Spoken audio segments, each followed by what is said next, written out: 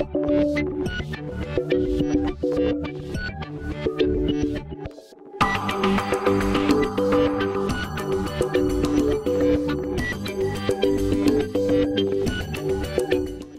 cedo la palabra al licenciado Miguel Ángel Varela Arenas, de quien me permitiré leer su semblanza curricular. Egresado de la Universidad Autónoma Benito Juárez en Oaxaca, actualmente se desempeña como director de investigaciones F en la Dirección General de Denuncias e Investigaciones de la Secretaría de la Función Pública, asesor en el Tribunal Electoral del Poder Judicial de la Federación y abogado postulante en el despacho Varelas y Varela. Sin más preámbulo, licenciado Miguel Ángel Varela Arenas, la atención del auditorio es suyo. Como dicen en el ámbito musical, será a capela, ¿no? Ok.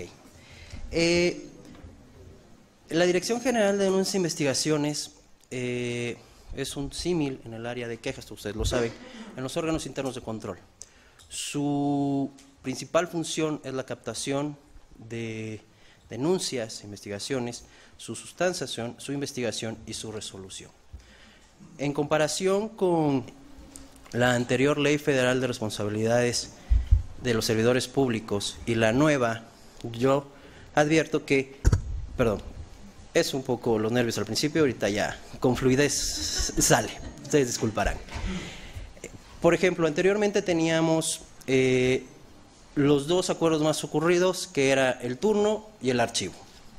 Ahora, con la nueva ley, aparte como autoridades investigadoras, nos ponen muchas cargas o obligaciones. Es la calificación de faltas administrativas, el informe de presunta responsabilidad administrativa, nos hacen parte en el procedimiento de responsabilidades administrativas, nos hacen coadyuvante con el Ministerio Público cuando lleguemos a advertir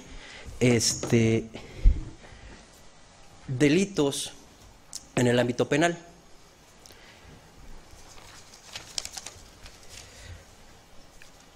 Tenemos varias formas de captación de las denuncias que son vía internet, en el CIDEC, que es multicitado para que todos los ciudadanos con acceso a internet, un teléfono inteligente, descarguen la aplicación y ahí en el momento de que pueda hacer el acto de corrupción puedan con un video, con una foto, grabarlo y subirlo. Lo interesante de ese sistema es que al momento de que el ciudadano registra su denuncia, le arroja un folio, cosa que anteriormente no pasaba. Y con eso se le puede dar seguimiento a la denuncia que ha hecho la autoridad investigadora, que no ha hecho. Vía telefónica tenemos un call center que trabaja las 24 horas para que los que tengan desde un teléfono público, que en ese momento sean víctimas de un acto de corrupción, no sé, se me viene a la mente ahorita un policía federal, una extorsión, pudieran denunciarlo. El presencial, que es la más común, ir a las oficinas, que es en Avenida Insurgentes, conocido por todos. En el módulo 3 tenemos personal que está captando las denuncias cuando el ciudadano así lo desea. Y vía correspondencia que, bueno, pudieras aplicar en los casos del CIDEC.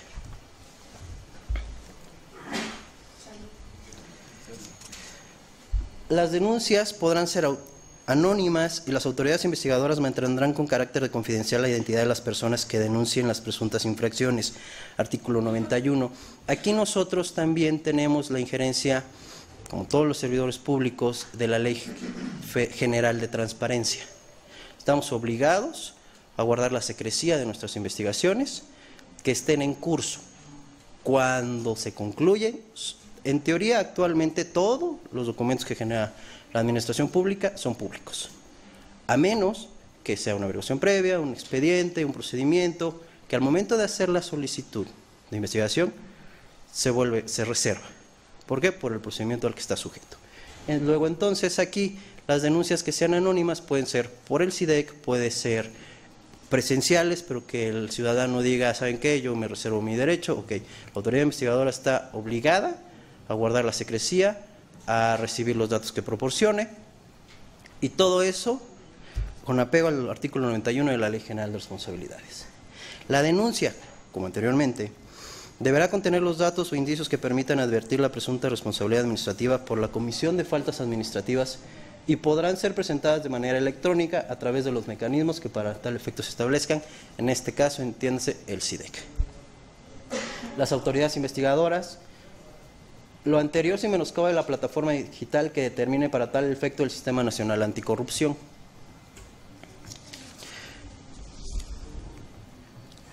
Nosotros administramos el sistema de SIDEC y llevamos el porcentaje de las denuncias, de las conductas que tiene mayor número de denuncias, como en este caso, en la gráfica que ustedes ven, puede ser omisos o extemporáneos en la declaración patrimonial.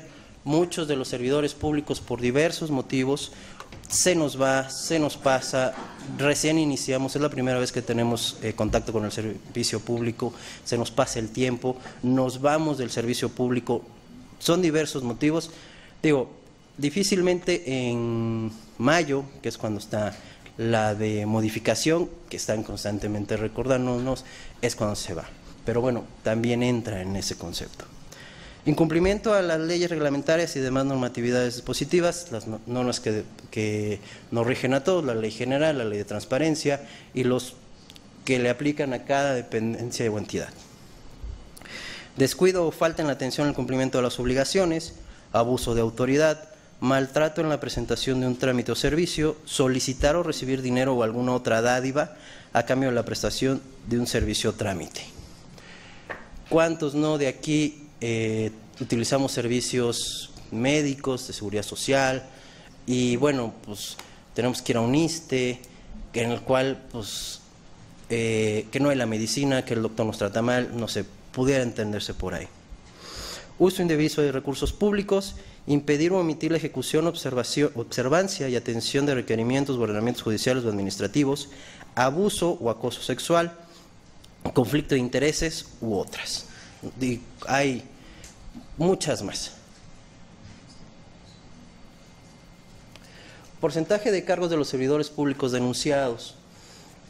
Mando superior, 4.23%, mando medio, 50%, operativo 45%, que hace un total de 100%. El estatus de las denuncias, lo que hablábamos anteriormente, que teníamos el archivo por falta de elementos y el turno. Ustedes podrán ver las cantidades, es un universo bastante amplio, que son diversos supuestos los que pueden hacer que una denuncia sea archivo o sea turno. Muchos de los ciudadanos que presentan la denuncia van y dicen, no, ¿y sabes qué? Yo te vengo a denunciar porque en la puerta tal me pidieron un dinero para pasar. Pero no aportan mayores elementos, tiempo, modo, lugar, y al momento de que uno les solicita, oye, ¿sabes qué? En razón de tu denuncia, proporciona mayores elementos para que continúe la investigación, ya no son tan colaborativos, son más de ánimo, de que en ese momento les ocurrió algo y en ese momento quieren que se les sancione al servidor público. Las de turno de responsabilidades son las que, obviamente derivado de las investigaciones que hacen las autoridades investigadoras, tienen mayor porcentaje de éxito para enviarse al área de responsabilidades.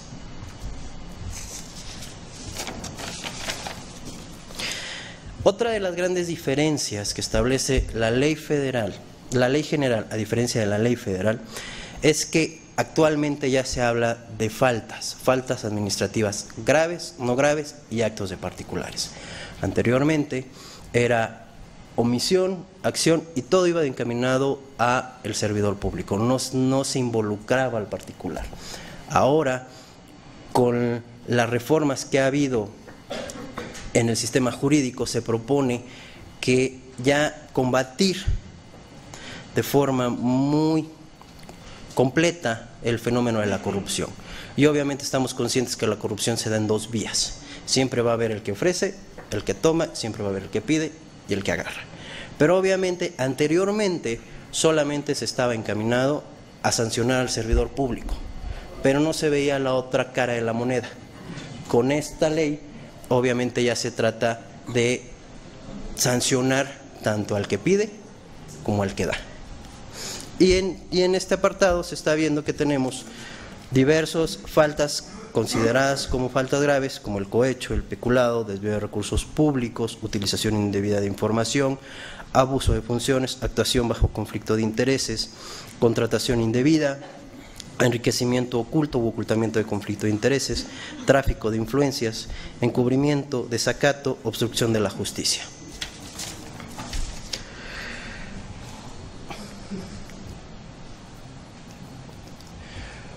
La Ley General de Responsabilidad establece nuevas herramientas para la investigación, que son: las autoridades están obligadas a proporcionar la información requerida.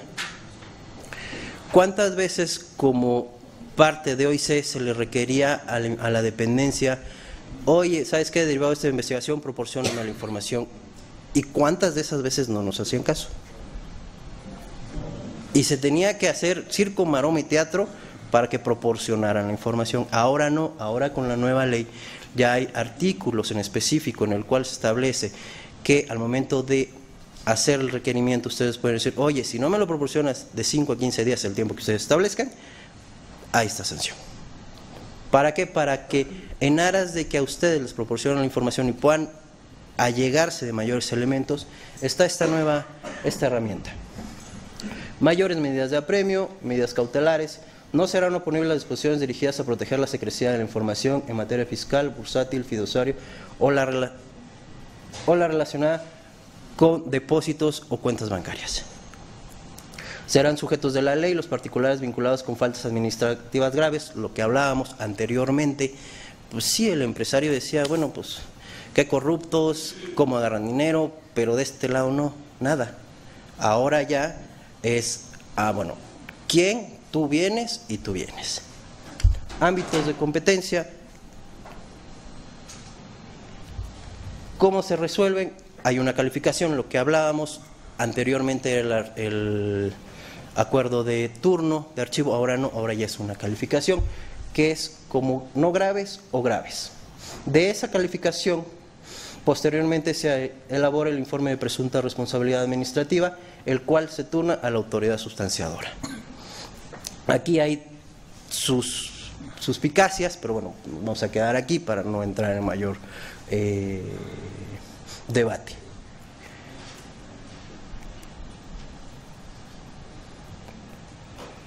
El informe de presunta responsabilidad administrativa debe contener estos ciertos requisitos, que es el nombre de la autoridad investigadora, el domicilio de la autoridad investigadora para poder recibir notificaciones, el nombre o nombres de los funcionarios que podrán imponerse de los autos del expediente de responsabilidad administrativa por parte de la autoridad investigadora, precisando el alcance que tendrá cada autorización otorgada, porque no es lo mismo imponerse de autos, contestar requerimientos, o sea, trae sus peculiaridades.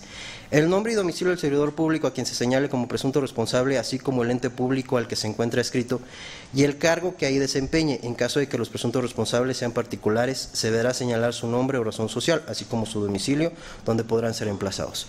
La narración lógica y cronológica de los hechos que dieron lugar a la comisión de la presunta falta administrativa, la infracción que se imputa al señalado como presunto responsable, señalando con claridad las razones por las cuales que se considera se ha cometido la falta, las pruebas que se ofrecerán en el procedimiento de responsabilidad administrativa para acreditar la comisión de la falta administrativa, la responsabilidad que se atribuye al señalado como presunto responsable, debiéndose exhibir las pruebas documentales que obren en su poder, o bien aquellas que no estándolo se acredite con el acuse de recibo correspondiente debidamente sellado, que la solicitud con la debida oportunidad. Aquí es donde hablábamos de que anteriormente, como OICES, nosotros le pedíamos información a las dependencias y pasaba el tiempo, los años y felices días y nomás no llegaba. En cambio con esto, ¿sabes qué? Te solicito tal documentación, bla, bla, y en dado caso que no la proporcionen, al momento de rendir el informe presunta, mandan el oficio con el sello y con esto se acredita. Y la solicitud de medidas cautelares, en dado caso de que se necesitaran, y la firma autógrafo de la autoridad investigadora.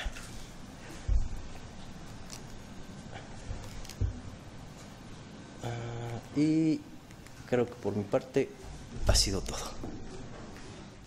Muchas gracias.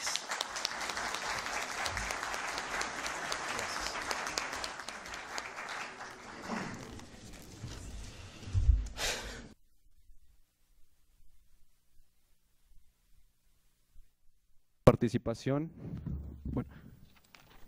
del doctor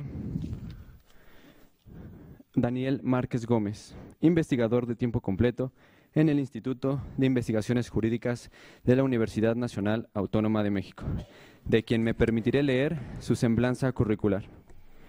Es investigador titular A de tiempo completo, cuenta con un nivel Pride B, es defensor adjunto en la Defensoría de los Derechos Universitarios, pertenece al Sistema Nacional de Investigadores nivel 2, ha publicado diversas obras. Entre ellas se encuentran Función Jurídica de Control de la Administración Pública, los procedimientos administrativos materialmente jurisdiccionales como medio de control en la administración pública, Medicina y estructuras jurídico-administrativas en México, hacia la reforma integral del sistema de salud mexicano, la Defensoría de los Derechos Universitarios, institución original que necesita reformarse, los retos de las defensorías universitarias en el mundo. Sin más preámbulo, doctor, el auditorio es suyo. Muchas gracias al presentador por la generosidad de los argumentos. También gracias a ustedes por su presencia. Pienso que es una hora muy complicada. Después de la comida todos tenemos un poco de sueño, entonces de verdad que es algo complejo. Yo me voy a centrar en algunos aspectos que me parecen importantes, sin que esto signifique que se agota el tema asociado a la nueva Ley General de Responsabilidades Administrativas. Lo que quizás me gustaría que quedara como convicción es que esta nueva Ley General de Responsabilidades Administrativas implica un cambio sustantivo en la forma de entender esta clase de mecanismo de defensa social. Me gustaría que quedara la idea de que, a pesar de todos los argumentos que se han ido generando en torno a los debates que antecedieron a su emisión sobre esta idea de que vamos a tener un nuevo sistema, que hay un cambio de paradigma, hay una identidad entre lo que hacíamos antes y lo que se hace ahora, y sobre todo lo más importante es que quizás sí hay un problema de campos hermenéuticos que exigen que ahora ustedes tengan habilidades superlativas de argumentación y sobre todo capacidades para poder entrar en un debate superlativo. El debate vinculado a si podemos construir o no una tipicidad administrativa en México y si podemos avanzar o no en la construcción de un derecho administrativo sancionatorio, sancionador.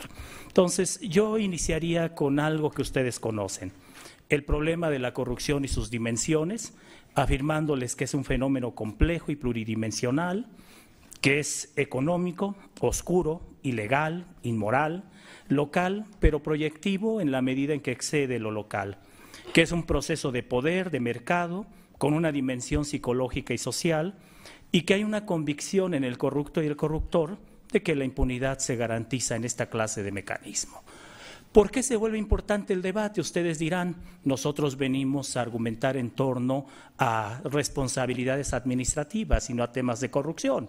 La corrupción al final está decantada en la reforma que se hace a diversos artículos del Código Penal Federal. Sin embargo, quizás un gran problema que tenemos desde el punto de vista doctrinal es cómo estamos definiendo a la corrupción. A la corrupción la definimos como el uso de lo público para fines privados. Y el gran problema que tenemos es que posiblemente no hemos entendido que detrás de todo lo que el Estado pone a nuestra disposición, incluidas las facultades y competencias, está precisamente el fenómeno de lo público. Y hay un problema todavía más fuerte. En la década de los 70s, un biólogo, Richard Dawkins, escribe un librito que se llamaba El gen egoísta. En ese libro, Dawkins más o menos argumentaba en el sentido de que el verdadero milagro de la evolución no éramos nosotros, sino el verdadero milagro de la evolución era el gen, ¿sí?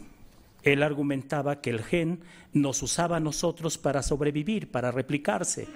Esto tiene que ver con otro argumento que está en Neil Garrett, Stephanie Salazar, Dan Ariely y Taylor Sharot en un articulito que se llama The Brain Adapts to Dishonesty, el cerebro se adapta a la deshonestidad, en donde destacan que una reducción de la señal en la amígdala es sensible a la historia del comportamiento deshonesto, lo que es consistente con el problema de la adaptación.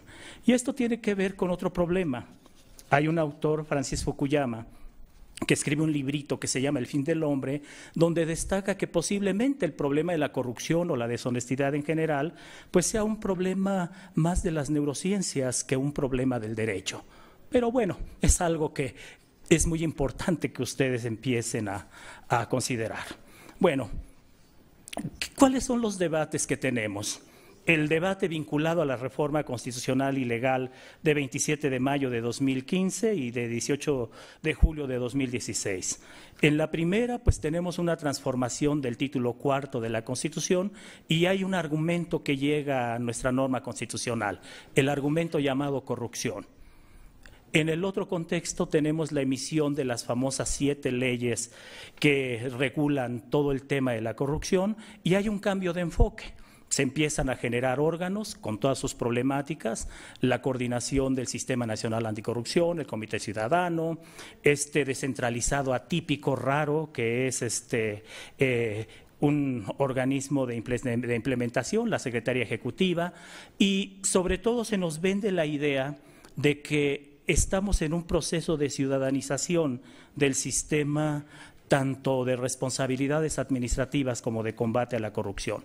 Viene todo el contexto previo, que es el famoso debate asociado a la Ley 3 de 3 como iniciativa ciudadana, y esa Ley 3 de 3 que impulsan organizaciones de la sociedad civil, de inicio tiene un gran problema. En mi opinión ellos no consideran prudente el incorporar las técnicas y mecanismos del derecho penal, tanto sustantivo como adjetivo, al tema de las responsabilidades asociadas a servidores públicos. De hecho, lo que se quiere construir es un esquema de responsabilidades de corte específicamente administrativo. Y aquí ya empieza un gran debate, porque todos los desarrollos que hemos tenido en torno al tema de 1982 para acá, el primer gran tramo que viene de 1982 hasta 1993, 96 aproximadamente, cuando el tema de las responsabilidades se consideraba como un segmento administrativo en sentido estricto y civil en sentido lato, y se construye toda una serie de argumentos desde la Secretaría General de la Contraloría de la Federación, que después va a tener una fuerte respuesta del Poder Judicial cuando de una exégesis que se hace del artículo 45 de la anterior Ley Federal de Responsabilidades de los Servidores Públicos se concluye que lo que debería aplicarse a los procedimientos disciplinarios era tanto las normas penales sustantivas como adjetivas, y esto propicia una fuerte jurisprudencia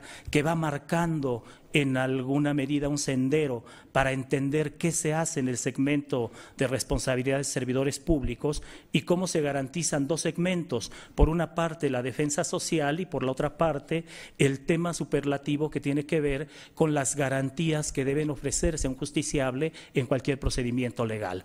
Sin embargo, llega el Partido de Acción Nacional, se expide la famosa Ley Federal de Responsabilidades Administrativas de los Servidores Públicos, se cambia el enfoque y nuevamente regresamos al contexto civilista. Hoy nos damos cuenta que eso fue un fracaso total porque impactó de alguna forma, por una parte, en los desarrollos jurisprudenciales que ya se habían gestado, impactó también en la manera en la que se entendía la ley y, sobre todo, lo más importante, no proporcionó herramientas apropiadas a los órganos de control y fiscalización para realizar sus labores. Aquí hay un problema muy fuerte. México lleva años, ¿sí?, persiguiendo la corrupción visible y lleva muchos años eludiendo combatir lo que es la corrupción que yo llamo invisible. En este sentido, autores como Stephen Morris, con quien tuvimos la oportunidad de compartir mesa en días recientes, ha destacado que en muchas ocasiones la categoría corrupción se puede usar para generar ideologías que favorecen a la misma corrupción. Y ese es un problema que no vamos a poder evitar y que sería importante que ustedes entendieran. Por eso yo en mis análisis he tratado de integrar la idea de que requerimos una diasdoralogía, una ciencia que nos ayude a analizar a la corrupción en su dimensión de integralidad. Y bueno, si ustedes quieren, ahí va una idea muy simple. En 2016, el sector público tiene la friolera de ingresos de 4.845.530.3 millones de pesos. El gasto de este sector público en ese año es de 5.377.849.6 millones de pesos. Desde la fiscalización externa se realizan 664 auditorías.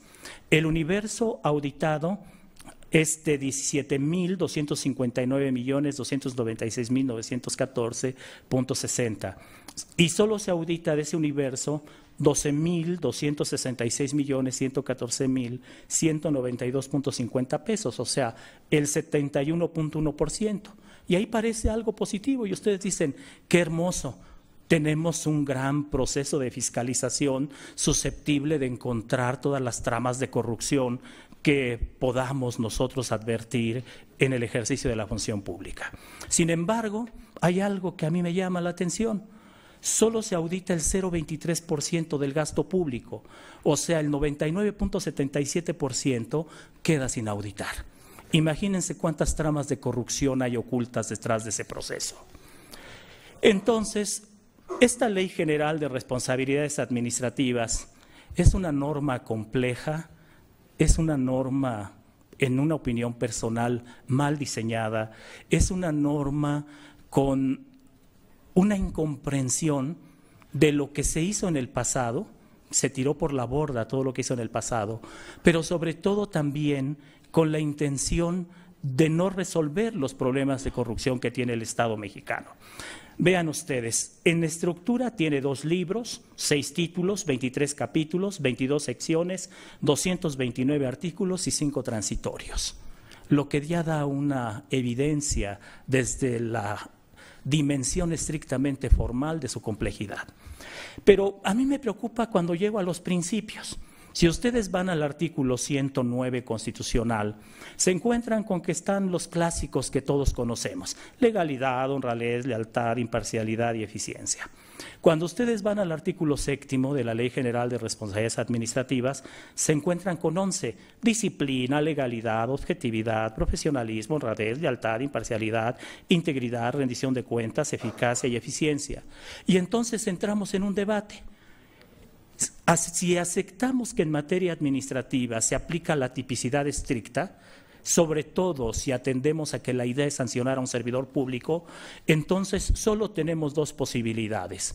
Una posibilidad, o aceptamos que la ley general amplíe los principios, y desde este punto de vista nos quedamos con la conciencia de que ese ampliar los principios implica un poco dejar en estado de indefensión a un servidor público, o 2, o aceptamos que los únicos principios susceptibles de aplicarse a la materia son los que regula la propia Constitución Federal, y entonces tendríamos un problema de posible inconstitucionalidad de este artículo 7º de la Ley General de Responsabilidades Administrativas. Sí, ese es un primer debate.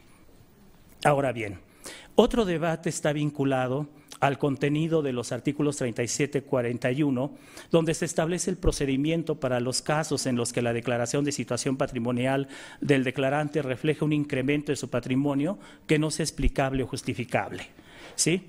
Porque se le pide a los órganos internos de control que inmediatamente soliciten se aclare el origen del enriquecimiento. Luego se les pide a las secretarías y a los órganos internos de control que, de no justificarse la procedencia del enriquecimiento, procedan a integrar el expediente correspondiente para darle trámite, y además se les pide que formulen, en su caso, la denuncia correspondiente ante el Ministerio Público. A mí me preocupa porque cuando yo estuve en donde ustedes están, yo trabajé en la Contraloría Interna de la Secretaría de la Función Pública, un problema que teníamos era cómo probamos el enriquecimiento ilícito. ¿Sí? Ese fue siempre un debate que hubo ahí. Y cuando nosotros queríamos presentar al área jurídica, por ejemplo, evidencias de que existía enriquecimiento ilícito, pues del área jurídica nos decían, pues no procede, es que los tribunales dicen que esto no se puede probar, que quién sabe qué. Y aquí sí hay un tema interesante. ¿Hasta dónde las declaraciones de situación patrimonial son una herramienta probatoria idónea para resolver un problema de estas características? ¿Sí? Hasta dónde una declaración asociada a mi supuesto conflicto de intereses también se vuelve una herramienta de juicio apropiada para acreditar una conducta de ese tipo. Y no quiero decir la constancia de que presenté mi declaración fiscal, porque al final es lo único que podrán pedir, atendiendo a que sigue vigente, aunque se diga que ya no está presente en tratándose de investigaciones, pero sigue vigente todavía el secreto fiscal, ¿sí? Que eso es algo interesante. Si ustedes van, por ejemplo, al Código Fiscal de la Federación, se van a encontrar con que lo único que puede pedir una persona a las autoridades fiscales es una constancia de que presentó su declaración. Y quizás lo único que ustedes le podrán pedir es eso. Entonces, mientras ustedes piden, por ejemplo, la declaración fiscal y la cotejan con la declaración patrimonial y la 3 de 3, ¿qué acreditará eso? Hay una presunción juris tantum, por supuesto, pero esa presunción juris tantum hay que ser muy inteligentes para poderla acreditar. O sea, una desproporción entre el patrimonio que tenía este servidor público y los ingresos que ha declarado. Pero ahí se necesita un juicio para poderla generar. Bueno, me apuro. Hay un régimen especial para servidores públicos que participan en contrataciones públicas, que eso es algo que me impacta. Me impacta algo que quizás a ustedes les llame mucho la atención. En los artículos 49 y 50 están las faltas administrativas no graves. En los artículos del 51 al 64 las faltas graves. Y en los artículos 65 y siguientes las faltas de particulares vinculados con actos administrativos. Pero el artículo 7º establece lo que se llaman principios y directrices. La ley establece que podemos sancionar a un servidor público si hay violaciones a los artículos 49 y 50, al 51 y al 64 y 65 y siguientes a los particulares. Pero no dice qué hacemos con los principios y directrices del 7º. Y ese es un problema, porque son efectivas conductas que se imponen a servidores públicos. Y entonces tenemos una laguna brutal en la ley, que no sabemos cómo la vamos a llenar, ¿sí? Otro tema que también ustedes tendrán que analizar está asociado con la idea de prescripción. Ahora las faltas administrativas no graves prescriben en 3 años y las faltas administrativas graves en 7 años. ¿Qué implica esto? Bueno, ustedes dirán, mayor tiempo para que como órgano interno de control realice mis funciones. Creo que es algo que ustedes han pedido durante toda la vida, que cuenten con espacios temporales de prescripción que les ayude a armar o a cerrar un expediente. En los libros que he escrito sobre el tema, en los procedimientos administrativos materialmente jurisdiccionales, en función jurídica de control, hoy tengo algunos nuevos vinculados ahora con las 7 leyes que se aprobaron recientemente, ¿sí?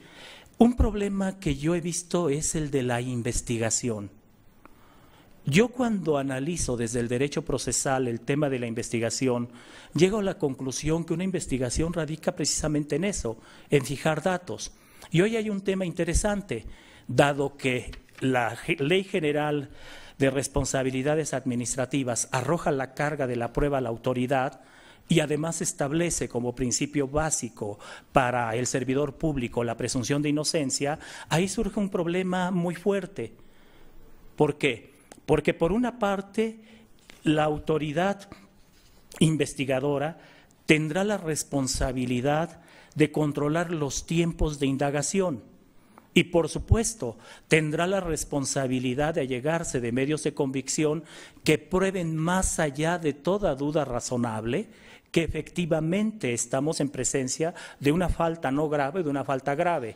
Pero, señores, hay un problema. El problema que existe es cómo operamos el principio indubio pro reo. Este principio tiene dos dimensiones. Por una parte, es una garantía a favor del propio justiciable de que el Estado no va a incurrir en una conducta llamada exceso de punición. Pero por la otra también, este principio non bis in idem es un elemento que, bien entendido, se vincula con la presunción de inocencia. Y bueno, no quiero aburrirlos, tengo aquí el tema de los recursos, tengo el procedimiento de responsabilidad. Algo que me impacta es el tema de la supletoriedad también, porque ahora está encaminada hacia la Ley Federal de Procedimiento Contencioso Administrativo, está encaminada hacia el Código Fiscal de la Federación y hacia la Ley Federal de Procedimiento Administrativo. Tengo el procedimiento vinculado a faltas graves, a faltas no graves, el tema de los acuerdos y sentencias, la cuestión vinculada con lo que se debe hacer en los procedimientos, el tema de estos acuerdos conclusivos y de archivo, ¿sí? Y el informe de presunta responsabilidad y los medios de impugnación, el recurso de inconformidad asociado a la calificación de faltas graves. Y esto es muy interesante porque tenemos en la Ley General de Responsabilidades Administrativas, primero, rompimos la figura de quejoso y denunciante. Hoy tenemos a un denunciante nada más. Tenemos un denunciante que nos tiene que aportar medios de convicción para poder trabajar.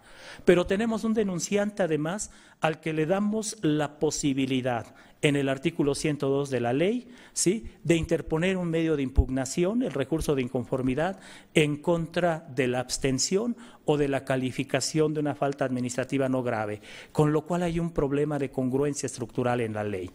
Luego tenemos un recurso de revocación, que es el que se manejaba anteriormente, otro recurso de reclamación y también vinculado con el informe de presunta responsabilidad administrativa, la apelación contra resoluciones de los tribunales y la revisión que se lleva a cabo ante los tribunales colegiados. Y esto me lleva a mí a considerar la presencia de una serie de problemáticas. La ley parece estar diseñada para que se genere un exceso de litigiosidad. Y ese exceso de litigiosidad evidentemente que va a impactar en los tiempos de prescripción. Si ustedes resuelven, por ejemplo, una apelación en 1 año, en 2 años, si resuelven una revisión, por ejemplo, en 1 año y medio, 2, 3 años, pues ahí ya tienen por lo menos 5 años que se les fueron, ¿sí? Y si de repente ya tenían 2 años más, ya tienen 7 años. Y si de repente la decisión es, pues se regresa para efectos y que vuelvan a iniciar el expediente, pues ahí ya va a estar la prescripción presente. Entonces ese es un primer problema. El segundo problema que tienen y que creo que es muy importante, hoy ustedes se tienen que transformar no solamente en buenos conocedores del derecho, se deben transformar en excelentes hermeneutas de la ley. Tienen el problema, por un lado, del bloque de constitucionalidad y el parámetro vinculado a la vigencia de derechos humanos. ¿Por qué se tienen que transformar en ese tipo de persona? Por una cuestión muy simple, ¿sí? Hoy no está claro cuáles son los derechos del procesado, del imputado, del servidor público sujeto a un procedimiento. Y esos mecanismos tendrán que construirse en 2 vías, a través de la praxis que ustedes realicen o a través de las decisiones de los órganos jurisdiccionales. Y por supuesto, esto se proyectará también tanto al amparo en el caso de servidores públicos como a la revisión en el caso de la que interpongan ustedes. Y la última parte, la más significativa es, la ley está llena de principios. Hay principios adjetivos, hay principios sustantivos, hay principios por todos lados, ¿sí? ¿Qué significa eso? Que las herramientas de subsunción y ponderación como hermenéuticas aplicables a estos casos tendrán que estar a la orden del día en los órganos internos de control, en la Auditoría Superior de la Federación, en los órganos sustanciadores, en los órganos resolutores, en todos lados. Muchas gracias.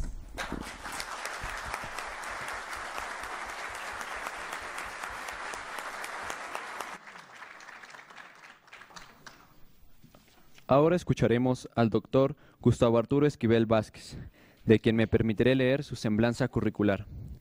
Licenciado en Derecho por la Universidad Nacional Autónoma de México, Campus Facultad de Estudios Superiores Acatlán.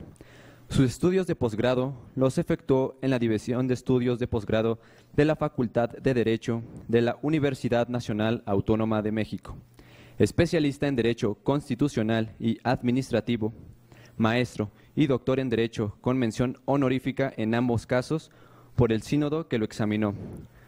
Recipiendario del reconocimiento al mérito universitario en el posgrado, medalla Alfonso Caso. Cuenta con un diplomado en Finanzas de la Facultad de Contaduría y Administración de la Universidad Nacional Autónoma de México. Ha atendido cursos en Georgetown University Law Center, en la International Judicial Academy, ambas en Washington, D.C., en la Universidad de San Diego, School of Law en California, la Eurofaces Patent en Múnich, Alemania, así como de Educación Continua en la Facultad de Contaduría de la Universidad Nacional Autónoma de México y en el Instituto Tecnológico Autónomo de México, entre otros.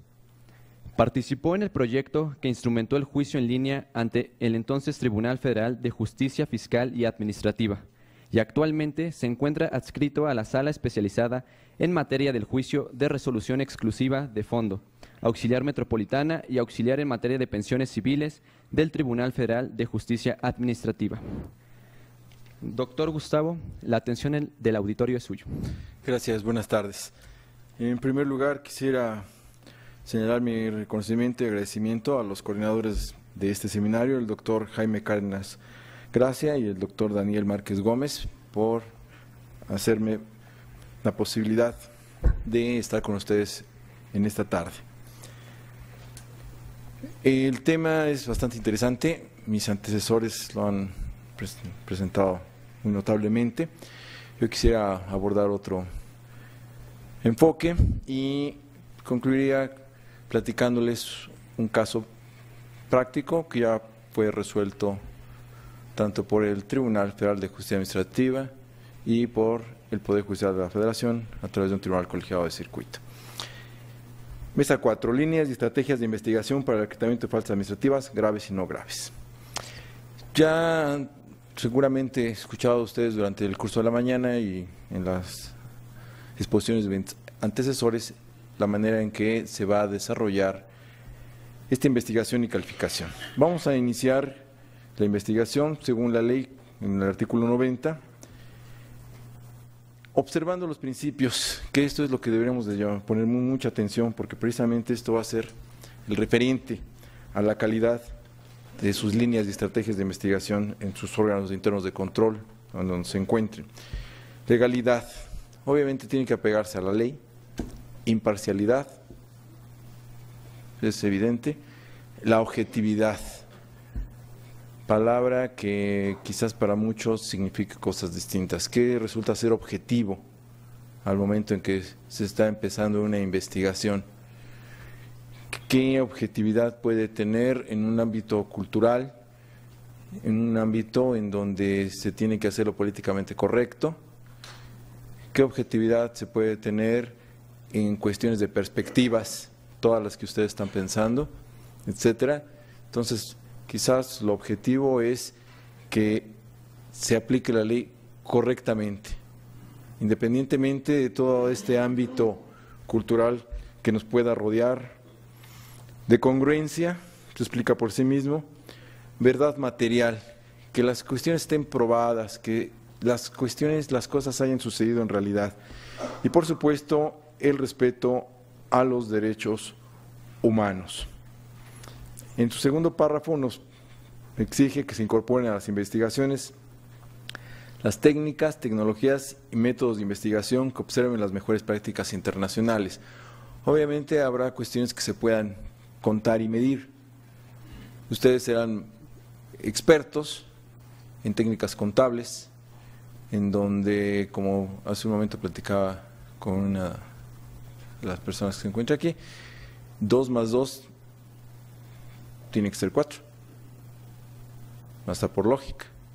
Principio, identidad, es un axioma, es una verdad tan evidente que no necesita demostración, pero cuando empiezan a colocarse notas al margen, notas explicativas, que están de acuerdo a las normas financieras, pues bueno, hay que saber manejarlas, hay que saber adecuarse para que se conozca la verdad material de lo que están ustedes averiguando o investigando.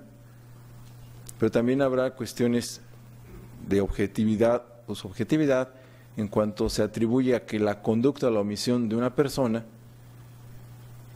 tuvo la consecuencia a la cual le están otorgando estos órganos de control, que quizás cuando platiquemos este caso de la vida real, veremos qué tan objetivo fue el órgano interno de control.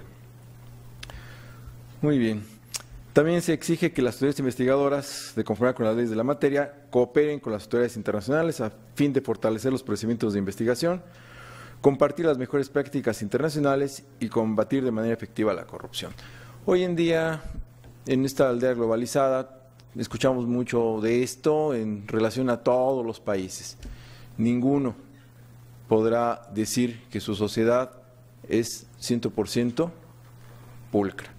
Incluso habrán leído, escuchado de ciertos escándalos limitados, ocultos, de países que tienen supuestamente el primer nivel, en donde se cumple la ley y que prácticamente con dedo flamígero dicen aquí no hay corrupción. Entonces, con un poco de sentido lúdico, yo les preguntaría, obviamente en su mente me contestarán, ¿qué evento importante va a marcar este país en 2018 en junio? El Mundial. La atención del país estará centrado a altas horas en el Mundial. ¿Sí? Bueno. ¿Quién organiza el Mundial? No el país. Una federación de todos conocida, es un hecho notorio, no es nada que no se sepa. La Federación Internacional de Fútbol, la asociación, se encuentra en Suiza. Ejemplo a seguir, ¿no? ¿Por qué tiene la FIFA tantas investigaciones abiertas? En un país con altos índices de prácticas internacionales y de combate de manera efectiva a la corrupción. Entonces, por ahí tendríamos que ver, adicionalmente, a que nuestras distintas tradiciones jurídicas puedan ser homologadas, se puedan adecuar, ¿sí? Entonces, también tendríamos que ver esa situación. El doctor Daniel Márquez mencionó algo que me parece bastante interesante, que se encuentra en el artículo 135 de la Ley General de Responsabilidades Administrativas. Toda persona señalada como responsable de una falta administrativa tiene derecho a que se presuma su inocencia hasta que no se demuestre, más allá de toda duda razonable, su culpabilidad. Se toma idea de una tesis de la Suprema Corte de Justicia de la Nación. Se agrega lo de más allá de toda duda razonable. Pero ¿qué es lo razonable? Volvemos a lo mismo. Es una situación en donde lo razonable quizás no lo sea igual para todos. Habrá cuestiones, y finalmente me imagino, porque no tuve la fortuna de estar en la mesa anterior, lo de las pruebas, debieron de haber tocado lo relativo a cómo deben de valorarse estas pruebas, que tiene que ser de acuerdo a las reglas de la lógica, la sana crítica y de la experiencia. Si fue así, lo brinco. Si no fue así, me gustaría que alguien me hiciera indicativo y 30 segundos platicamos brevemente todo esto. ¿Sí? Bueno, ahora sí que con su venia, el doctor Cárdenas. Bueno, también se mencionó hace un momento que se va a aplicar supletoriamente la Ley Federal de Procedimiento Contencioso Administrativo. Bueno, como me parece que todos sabemos, las reglas para evaluar las pruebas han tenido su evolución.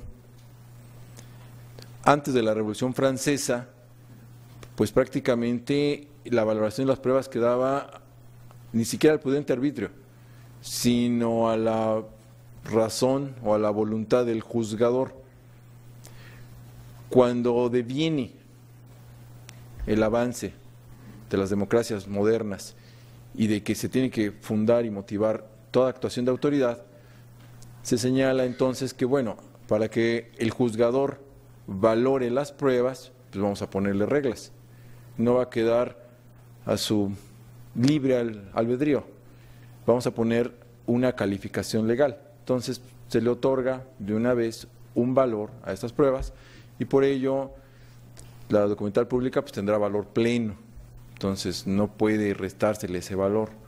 Pero también está lo de la sana crítica, en donde se le exige al juzgador que, pues, si bien es cierto, no tiene una regla en donde le exija, esta va a ser valor pleno o va a quedar pues a tu consideración y en base a las otras pruebas que estén por ahí, sí que por lo menos ponga una reflexión que señale qué fue lo que le llevó a esa convicción y que motive su decisión. La sana crítica ha estado presente en el contencioso administrativo desde 1936 y por lo tanto ha sido una práctica reiterada y común. En cuanto a la experiencia, si somos bastante asertivos, la experiencia de quién, ¿sí? Obviamente la experiencia puede enfocarse desde distintos ángulos y esto nos lleva a la que den los expertos. Pero los expertos a veces, según los avances de la ciencia, pues van cambiando. Entonces, esta experiencia se va a tener que acumular y evidentemente es lo que hayan resuelto con autoridad otros tribunales o si son datos técnicos, yo no sé cuál sea la milésima parte de qué componente del agua que me pueda hacer daño, ¿no? Para eso voy a necesitar pruebas de laboratorio, la opinión de los expertos y los referentes internacionales. Entonces, pues vamos a aprovechar esta experiencia y estas pruebas tendrán que valorarse atendiendo precisamente a estos principios. Muy bien. Las autoridades investigadoras tendrán la carga de la prueba para demostrar la veracidad sobre los hechos que demuestren la existencia de tales faltas. Si son cuestiones objetivas, si son cuestiones donde se puedan contar y medir las cosas, pues es bastante obvio. Pero vamos a caer luego en la cuestión subjetiva en donde se tuvo la intención o no. O como algún programa infantil que quizás muchos vieron, fue sin querer queriendo, ¿no? Entonces, habría que ver también estos elementos subjetivos y objetivos que a veces se atribuyen en la comisión de estas faltas.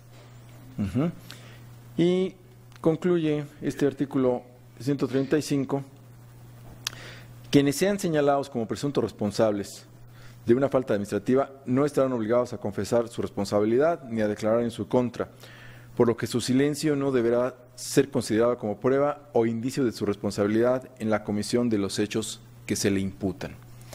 Aquí se refleja el contenido de las distintas reformas constitucionales al artículo 20 y que es un principio que ha existido desde siempre. No se puede considerar que alguien declare en contra propia.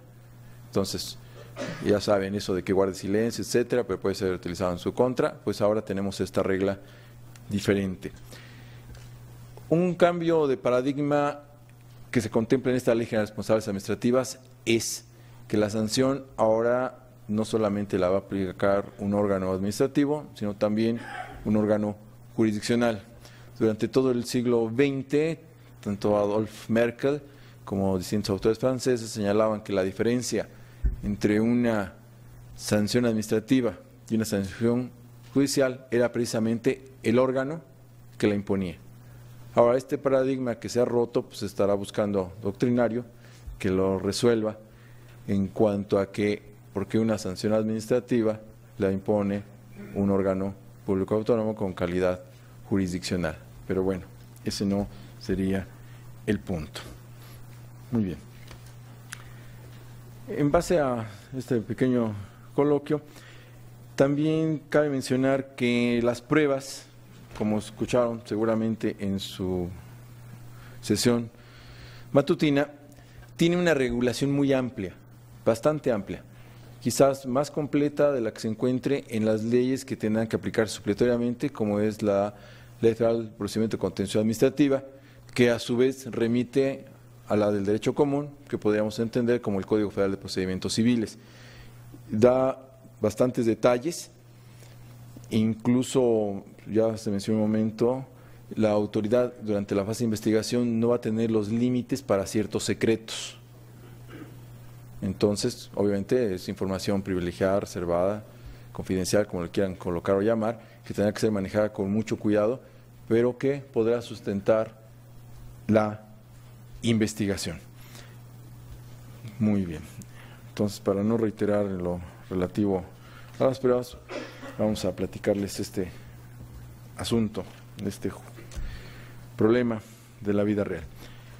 El señor licenciado Miguel Ángel Varela Arenas, en una de sus láminas, señaló en el periodo de 2013 al 2017, en donde se encontraron mayores comisión de infracciones o de faltas, si no mal recuerdo, y puso un porcentaje del 58.56% de declaración patrimonial. O sea, prácticamente casi cada 6 de 10 denuncias o investigaciones de declaración patrimonial, un 19.58% de incumplimiento a la ley. Entonces, en este caso, curiosamente, parecería que se puede adecuar a los dos. Reitero, es un asunto que está resuelto por el Poder Judicial de la Federación. En un mes de mayo de cualquier año de este siglo, una persona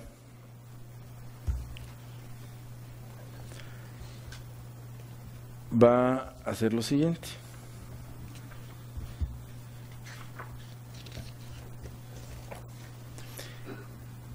El 24 de mayo se presenta ante el sínodo, y también me gustó este asunto para platicarlos con ustedes porque estamos en un recinto académico y tiene resabios de academia, de instituciones universitarias. Este 29 de mayo, el 24 de mayo, una persona presenta su examen profesional de licenciatura. Por alguna razón, 5 días después, presenta su declaración patrimonial. Anota en el lugar que tenga que ir que ya obtuvo la licenciatura. Hasta ahí parece que no tiene mayor contratiempo. Sin embargo, quien revisa la declaración considera que está faltando a la verdad, porque se hace la investigación y resulta que el título se le expidió 3 meses después, en agosto de ese año.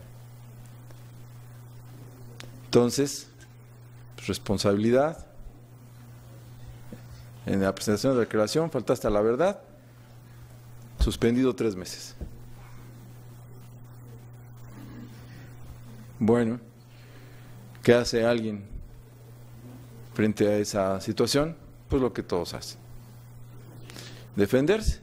Entonces confía en que, pues seguramente como estudió la licenciatura, tiene conocimientos, ya de decir, el recurso administrativo es un medio establecido para el autocontrol de la autoridad administrativa y finalmente, pues bueno, no son trampas procesales, se resuelve de buena fe. Entonces, pues lo presento. ¿qué va a hacer esta autoridad resolutora? Pues en este caso, no sé por qué, confirmó. Seguramente resultaba bastante lógico que al momento en que presentaba la declaración, pues si bien presentó el examen profesional, no tiene título, entonces pues no será licenciado de Derecho, no se puede ostentar como tal, no sabemos qué reflexiones haya tenido el órgano resolutor, pero confirmó. Entonces, siguiente nivel de defensa, va ante el Tribunal Federal de Justicia, en aquella época fiscal y administrativa. Y resulta que, pues, después de analizar el caso, anula. ¿Qué tiene que hacer el órgano interno de control? Presenta recurso de revisión. Entonces, el tribunal colegiado va a resolver de la siguiente forma.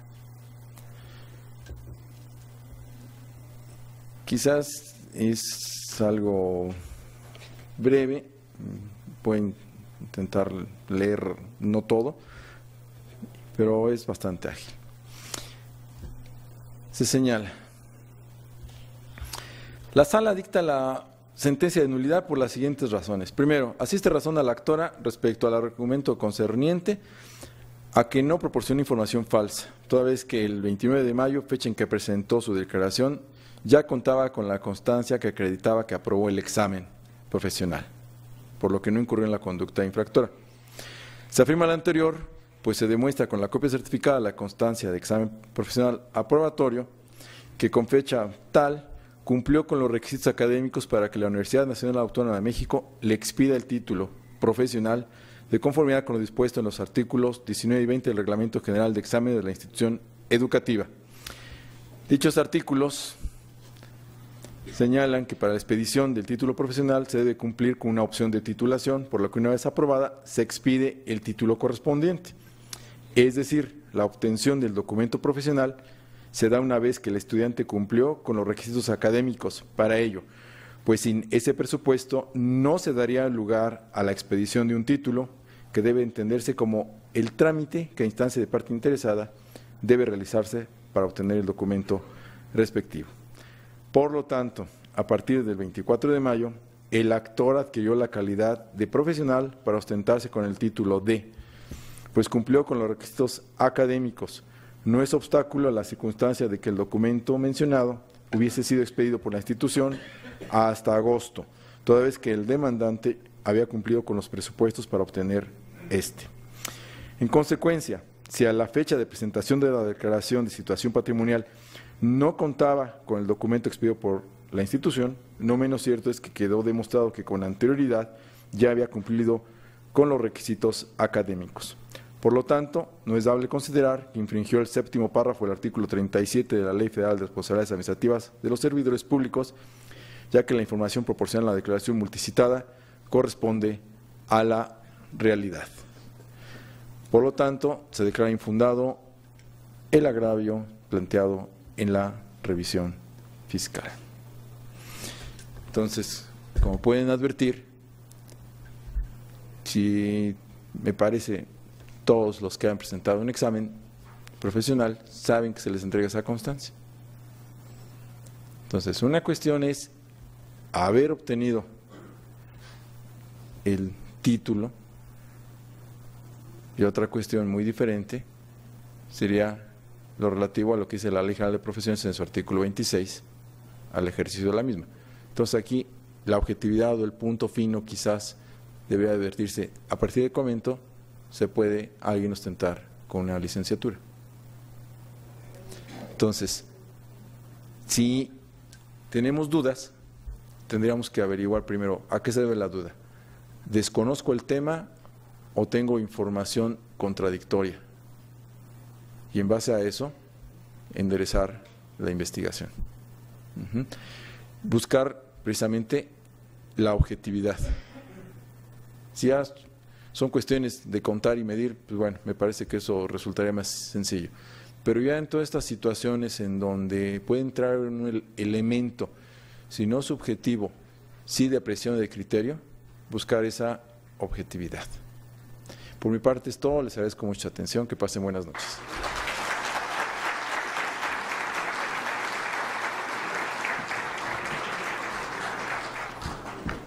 Honorable auditorio, a continuación abriremos un espacio para preguntas y respuestas.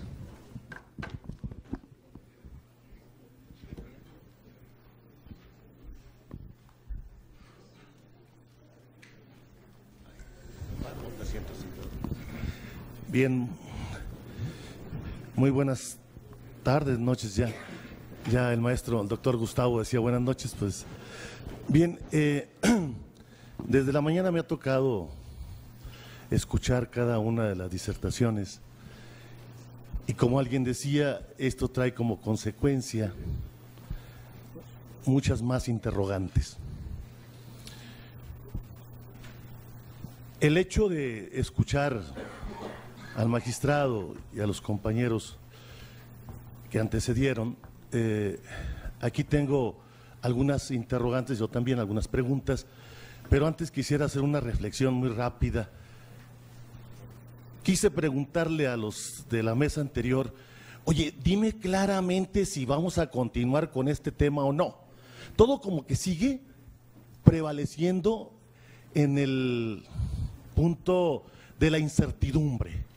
No tenemos claro todavía. Miren, su servidor es del estado de Sinaloa y ahí me toca presidir un tribunal de justicia administrativa y la verdad no tenemos todavía constituido el sistema estatal. A nivel federal no lo tenemos. Y yo he dicho que esto ya es historia. Ya son muchos años que pasó esto, donde se nombró a la titular y seguimos todavía manejando cosas de este tipo que ya es tiempo que vayamos olvidando. En algún momento pregunté cuando era el moderno derecho agrario y los tribunales, y ahora ya es el moderno justicia administrativa, los tribunales de justicia administrativa. Y veo que sigue siendo esto una mezcla rara, la verdad, no tenemos claro todavía, y qué bueno que el doctor Cárdenas está impulsando este tipo de análisis de mesa, de diálogo, para poder tener claridad en muchas cosas. Sinceramente hemos preguntado, oye, ¿voy a aplicar esto? No, espérate. ¿Puedo llevar el procedimiento?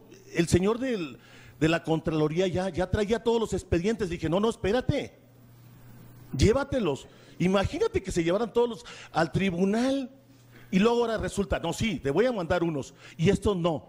Y lo más grave, vamos a esperar a qué nos dice el Tribunal de Justicia. No puede ser eso. No podemos seguir trabajando así en la justicia, esperando ensayo-error para continuar con la justicia administrativa, señores. Yo creo que desde nuestras trincheras debemos ir haciendo lo que nos corresponde, ir pugnando. Este sistema nacional debe agarrar ese juego de decirle al legislativo, ocúpate de esto, aquí estás fallando, aclara esto. No es que el artículo 3º y es que este faltó, hay que lo hagan cuando quieran. No, señores, yo ya soy viejo en esto, me ha tocado estar en todas las etapas y siempre es lo mismo. Que llegó Farel, que llegó el otro, que cambiaron a esto, que ahora nombraron a no sé quién. No se está profesionalizando. Esto sí es el momento. Yo le preguntaría aquí a mi amigo Gustavo, ¿crees, Gustavo, que con este cambio de paradigma famoso estemos avanzando y sí logremos combatir la corrupción? Gracias, compañeros. Gracias. Agradezco al doctor Héctor Samuel Torres su presencia y su reflexión, la cual compartimos en cuanto a que este cambio de modelo, de paradigma, pretenda resolver este problema tan añejo como la humanidad misma.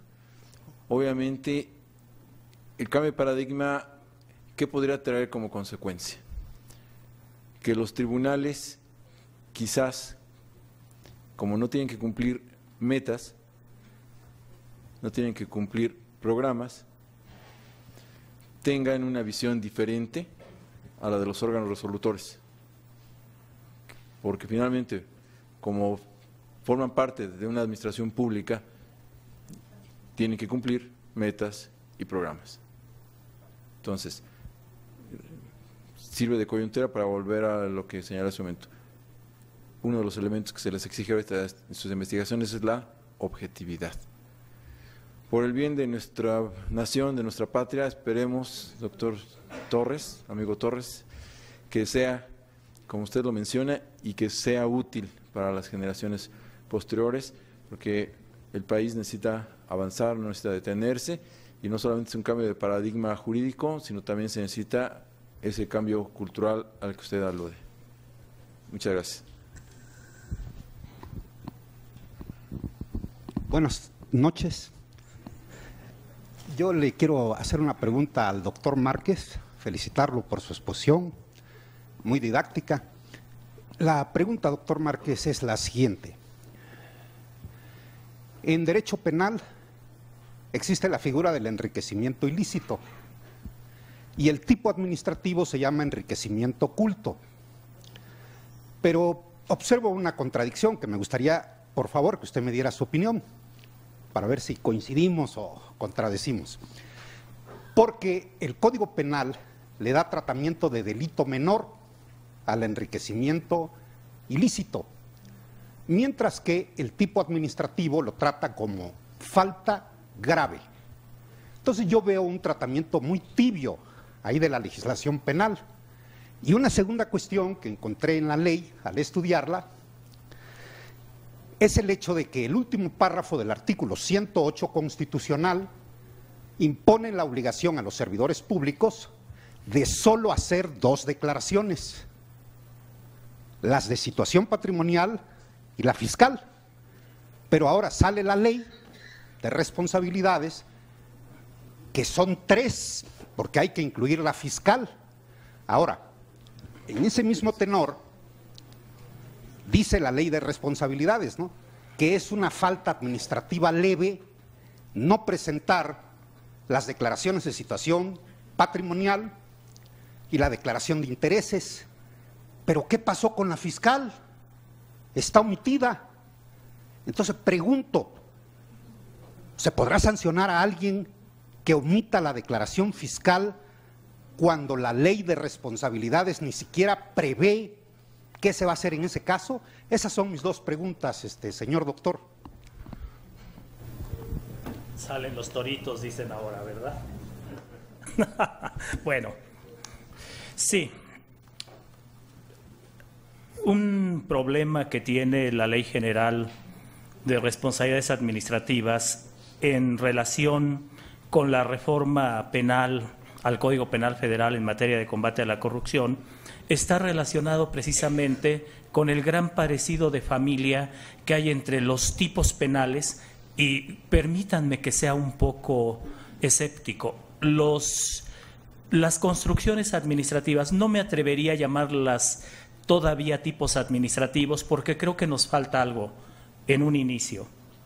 Nos hace falta que encontremos en los órganos jurisdiccionales precisamente una recepción favorable, si no a la construcción de un derecho administrativo sancionador que acuda, aunque de manera temperada, a las técnicas de la legislación penal, sí nos hace falta que se supere el dogma que los autores de la famosa Ley 3 de 3 incorporaron a la Ley General de Responsabilidades Administrativas.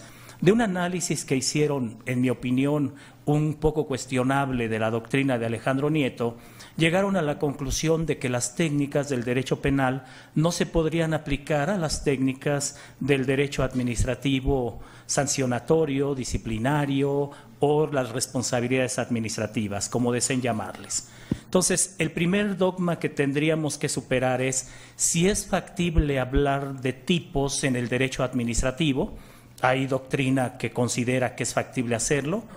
Sin embargo, ahora con esta pretensión de que se intenta construir un esquema tanto sustantivo como adjetivo administrativo aplicable a las responsabilidades de servidores públicos, habría que ver hasta dónde se aplicarían dogmas como el destacado en el artículo 14, párrafo final de la Constitución. En los juicios del orden civil se estará la letra de la ley, a su interpretación jurídica, en su defecto, a los principios generales de derecho.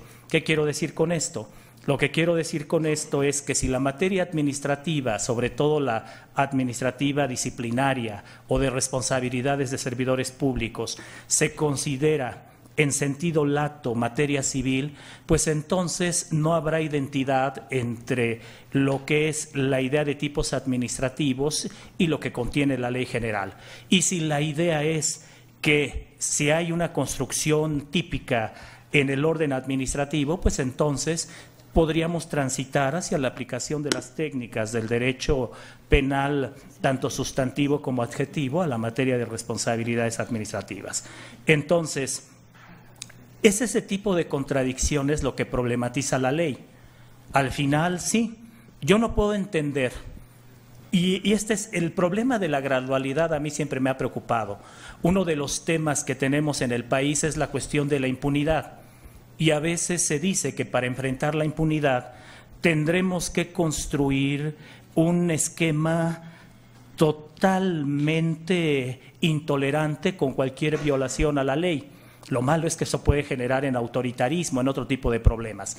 Pero bueno, yo no entiendo esta distinción entre faltas administrativas leves o graves, porque da la impresión de que bajo el argumento gradualista se le pone cierto tipo de valor a la violación de la ley, ¿sí?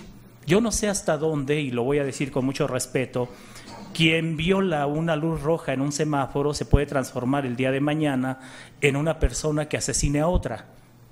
O sea, no sé hasta dónde puede detonarse, que suena exagerado, pero permítanme ser un poco provocador en el sentido real del término. O sea, invitarlos a ustedes a reflexionar en el provocare, ¿sí? Bueno, entonces, sí, este parecido de familia entre el tipo de enriquecimiento ilícito y el tipo de enriquecimiento oculto, pues va a generar un problema doctrinal interesante. El problema de que los tribunales en el futuro tendrán que decidir de qué se trata cada una de las conductas. Y si hablar de faltas implica una violación normativa menor que hablar precisamente de delito. Y aquí nos llevaría todo un debate a hablar de lo que es el derecho de las infracciones administrativas asociado al derecho de los delitos, ¿sí?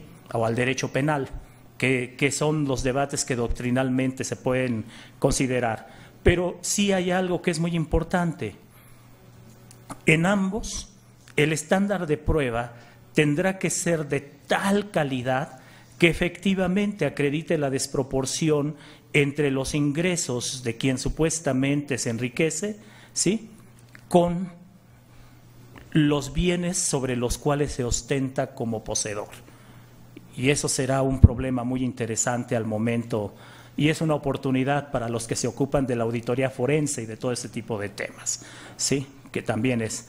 Ahora, la segunda cuestión, sí, aquí viene el problema de las contradicciones, algunas las destacó Jaime Cárdenas en su momento, ¿sí?, entre lo que es la propia construcción constitucional y lo que establece la Ley General de Responsabilidades Administrativas. Porque sí, en efecto, el 108 constitucional solo establece como obligaciones a cargo de los servidores públicos el presentar la declaración de situación patrimonial y la de intereses. No establece el tema de la fiscal. Ahora, aquí hay un experto en materia fiscal y él podría responder al final, pero la cuestión para mí es muy simple. El Código Fiscal de la Federación tiene un capítulo asociado a infracciones y delitos vinculados con ese tema. O sea, miren, Y aquí hay un debate que espero que ustedes no consideren inoportuno traerlo a la mesa. ¿Cuál es el debate? La doctrina argentina, cuando analizaba el sistema de responsabilidades de servidores públicos en aquel país, sobre todo cuando analizaban el tema del derecho administrativo penal, llegaban a una conclusión problemática. En materia de servidores públicos, con mucha facilidad se puede construir un problema que es el exceso de punición. El servidor público es el eslabón más débil de una cadena. Tiene una necesidad de trabajo y eso lo obliga a entrar en un sistema de tratos y relaciones que no son las más sanas posibles.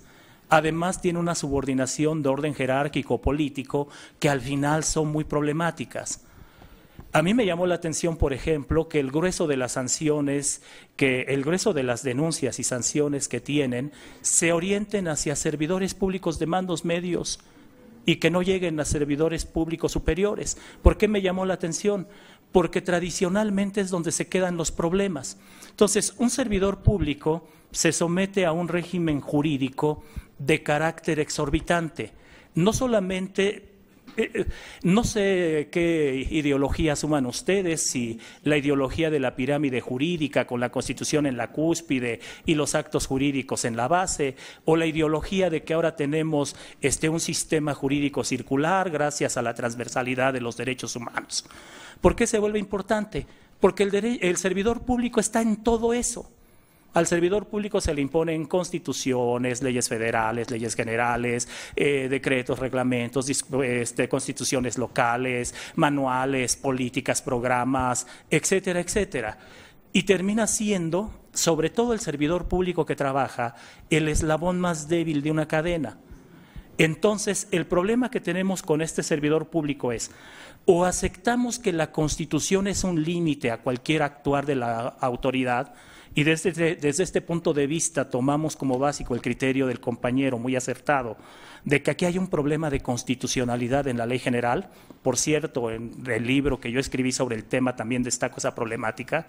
O dos, o consideramos que por el hecho de que está sujeto a ese servicio público puede ser objeto de cualquier tipo de vejamen legal, que no sería una conclusión compatible con el sistema jurídico mexicano, atendiendo a lo que destacó el magistrado, de que un servidor público tiene derechos humanos.